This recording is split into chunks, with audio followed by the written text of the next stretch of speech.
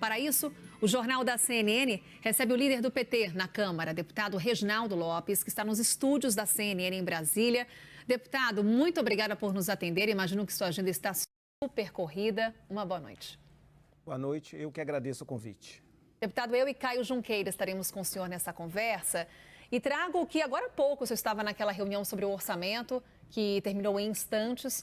O presidente da Comissão Mista de Orçamento, o deputado Celso Sabino, ele trouxe ali uma alternativa que vai em linha com o que o senhor defendeu ontem, que é retirar do teto de gastos o pagamento do benefício em caráter definitivo, o benefício Auxílio Brasil de R$ 600.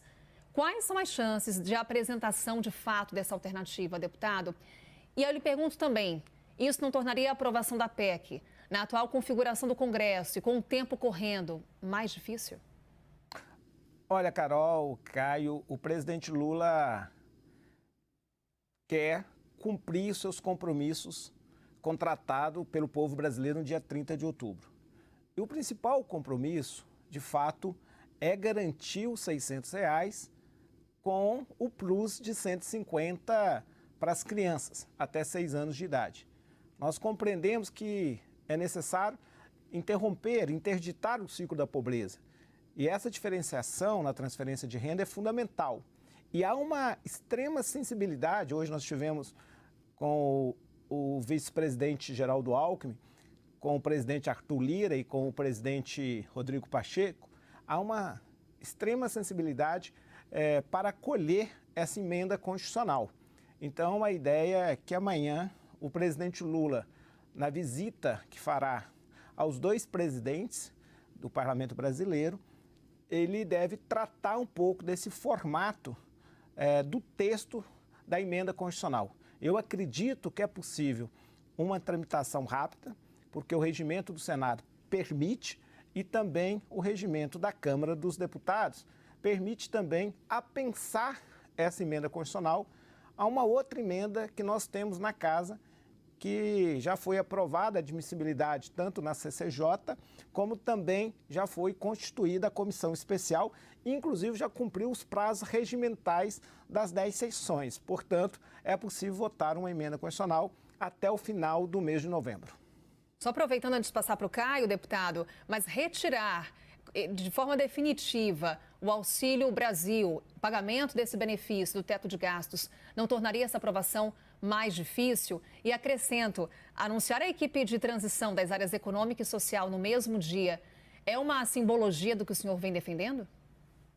Olha, eu acho que pela primeira vez nós temos uma oportunidade de modernizar as nossas leis fiscais com metas sociais. É uma sinalização que a sociedade brasileira está preparada para ter um governo que tem compromisso com as contas públicas, mas ao mesmo tempo compreende que precisa enfrentar a extrema pobreza e a desigualdade. Então é uma combinação, é uma modernização.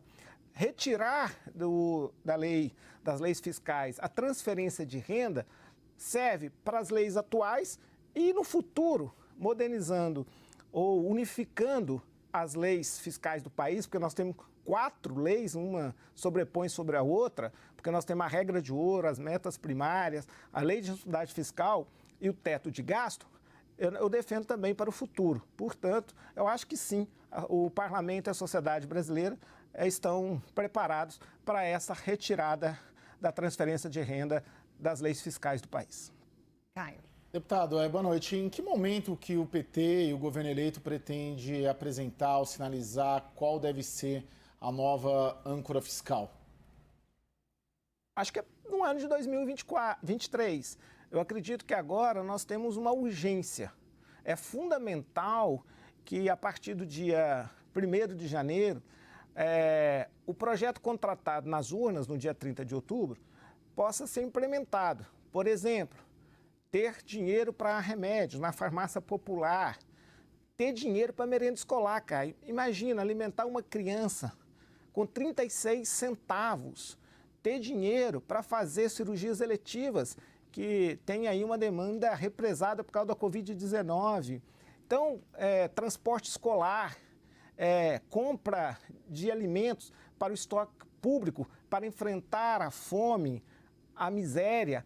Então, são temas legítimos, como também aumentar o salário mínimo com ganho real. Nós temos que lembrar que nós somos uma economia que 70% dos trabalhadores e trabalhadoras ganham até 2 salários mínimos.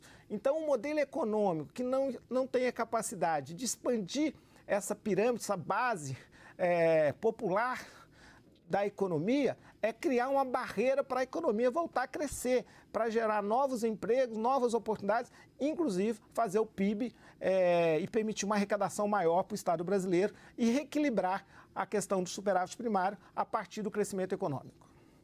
Deputado, trabalhando aqui um pouco com previsões, qual é a expectativa, então, de apresentação da forma com que será apresentada essa PEC em termos de valor, de tamanho do furo no teto de gastos? Olha, na verdade, nós vamos trabalhar com princípios.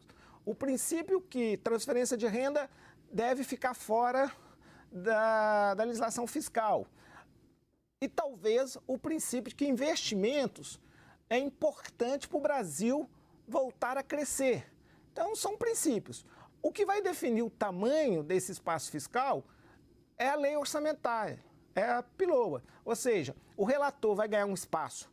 Retirando o Bolsa Família, o relator ganha um espaço de 105 bilhões.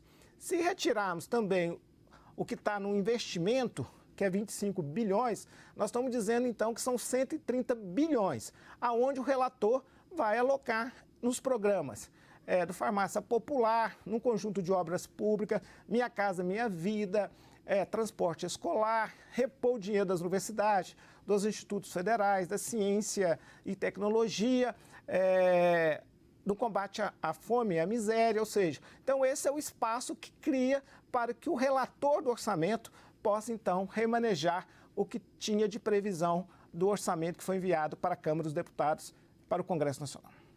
Deputado, indo para a política, a bancada que o senhor lidera na Câmara vai apoiar a reeleição do Arthur Lira? Nós não estamos tratando em relação à composição da Câmara. O presidente Lula compreende que isso é uma questão interna da casa. O que nós vamos buscar é construir uma agenda política com a Câmara dos Deputados e com o Senado. Agora, a composição é a questão interna dos partidos políticos que compõem a Câmara dos Deputados. Deixa eu fazer só mais uma... Desculpa, Carol. Imagina. Qual a reforma que o PT e o governo eleito devem incentivar a aprovação para além desse pacote social? O que a gente pode prever de reforma liderada pelo Palácio do Planalto a partir do ano que vem? Administrativa, tributária? O que deve vir primeiro? Eu acredito que é a reforma tributária. É impossível você construir um Brasil com mais justiça social sem justiça tributária. O sistema tributário brasileiro é uma vergonha. É o pior, talvez, do planeta Terra. Ele é muito indireto, ele tributa demais o consumo, ele é muito regressivo, ele cobra imposto do consumidor e o imposto corporativo, ele não cobra de quem tem renda, de quem tem patrimônio, ou seja, e ele é muito complexo, nós precisamos simplificar. Então, eu acredito que a grande reforma que interessa o povo brasileiro e a retomada do crescimento econômico e que possa dar mais segurança jurídica para atrair investimentos interno e externo é, com certeza, a reforma tributária, que, na minha opinião, nós temos que iniciar em fevereiro de 2023, fazendo um amplo debate com o governo e com a sociedade brasileira. Deputado, ter nomes na equipe de transição como Simone Tebet, economistas ligados ao PSDB, inclusive ali tendo o PSD integrando o Conselho Político, são acenos ao centro, que se manterão de que forma no novo governo? Olha, é fundamental que o presidente Lula possa reconstruir o Brasil com vários olhares. O presidente Lula foi eleito pelo nosso partido, do qual eu tenho maior orgulho, o Partido dos Trabalhadores, mas é importante compreender que nós estamos num movimento de reconstrução. Então, a contribuição de uma frente ampla é fundamental para dar estabilidade ao país e construir pilares sólidos para a transformação social, que eu acredito que é possível. Deputado Reginaldo Lopes, líder do PT na Câmara dos Deputados, dispondo de um tempo aqui para conversar conosco no Jornal da CNN. Mais uma vez, deputado, muito obrigada e até uma próxima oportunidade.